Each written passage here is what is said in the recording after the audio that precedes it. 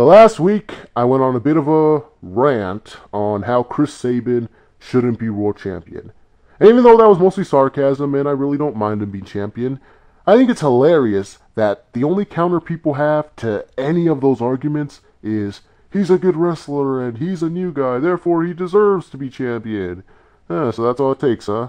Well, in that case, I guess Tyson Kidd is long overdue for a WWE Championship run then, right? Now, when these same people make similar arguments when it comes to someone like, let's say, Velvet Sky, for example, I could own you in a million different ways, because all you can say is, she can't wrestle. Meanwhile, well, I can counter your points about her wrestling. I can also make a million different points that prove why she deserves to be on top. On top. That's funny because she's a woman. Anyway, notice how no one can do that with Chris Sabin. It's either he's a good wrestler or, hey, it's something new. Neither of which is a valid claim as to why he should be a world champion. Now again, I really don't care. I mean, it's TNA. Anyone can be champion. But I just wanted to quickly point out how funny it is that people over-exaggerate wrestling ability and pretend like that's the only thing in the world that matters.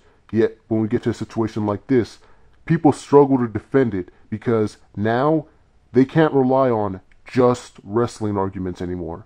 Which proves my point even further that you can bash someone for their wrestling all you want, but if that person is charismatic, if they can talk, if they have a character, if the fans can get behind them, and if they're selling out arenas, that person has more value to be a world champion than the guy that's just a good wrestler. So anyway, just to reset, I'll be going to Bound for Glory this year, and until that day, I'm compiling a wish list of what I would like to see at that show. Currently on that list, Velvet Sky in any kind of role, and any kind of hardcore type of match. Next on my list, an Ultimate X match. Back in 2005, the very first TNA match that I ever watched was an Ultimate X match. That one match is what got me into TNA. And even though I'm not the biggest fan of the X Division itself, I always look forward to a good Ultimate X match. I mean, come on, it's Bound for Glory, the biggest event of the year. Why not have an Ultimate X match be the big X Division match on the card? Because really, if it was just some ordinary triple threat match at Bound for Glory, all it'd be is just a forgettable, fun opener. Just like all the matches last week were. You see how much the Ultimate X stipulation added to this match tonight? It felt special. And it made Suicide's win feel even more special because of how awesome it was. And this wasn't even all that great of an Ultimate X match either. But it was still awesome just because it was an Ultimate X. All I'm saying is Bound for Glory could really benefit from having one of these types of matches. One more thing I'd like to add to my list. The man who I want to win the Bound for Glory series, Mr. Kennedy! This would be the only match that I'd be interested in seeing live, involving Chris Sabin as world champion.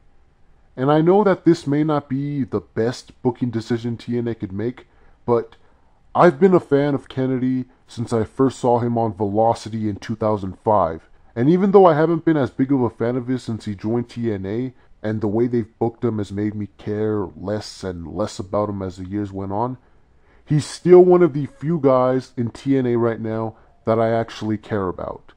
And the one thing that I'm sure you'd all like to be able to say as a fan as well, is that you were there for the night that one of your favorites became champion.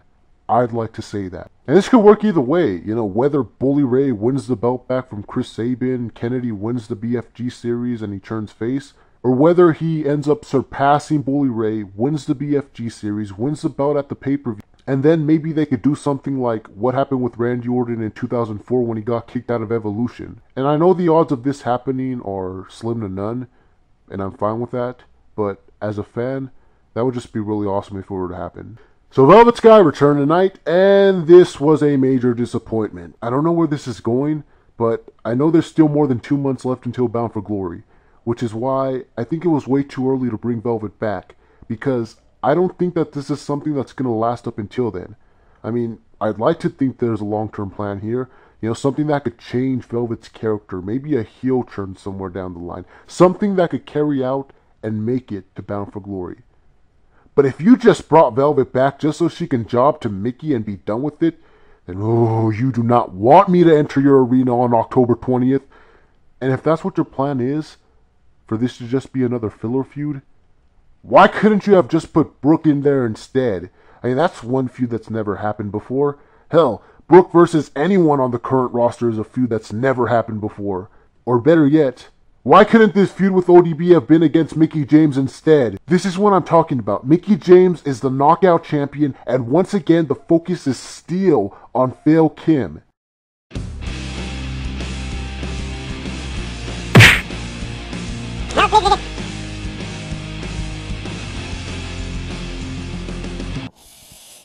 God damn it, TNA! This is what killed your division in the first place. You made Gail Kim the center of everything, forgot about everyone else, let their contracts expire, and the division hasn't recovered since. In fact, it's only gotten worse. And for some reason, even though there's clearly not enough competition for Mickie on the roster, you'd rather make some random feud between Gail and ODB when instead this could have been Mickie's feud and it could have been for the title. But no, we have to make Gail Kim the center of everything. And why? Because Hardcore Justice is next month, right? You're gonna try and have yet another hardcore knockout match just so Gail can have yet another match to brag about, even though she's not the one that needs the attention right now. It's your knockout champion. She just fucking lost a title match. What possible benefit can come out of this? If she beats ODB, she gets another title shot. Why? You couldn't have just put Mickie in that spot instead? Let someone else prove that they can be just as hardcore as Gail or Karen? It had to be Gail Kim? Really? TNA, I'm really not liking where this is going, and I hope you can prove me wrong. So as of right now, my excitement level heading into Bound for Glory is about here. That would be the, I swear to God, this better not go where I think it's going level. And hopefully that changes. Anyway, this has been MTO with the MTO More Review saying yada yada yada, blah blah blah, the end.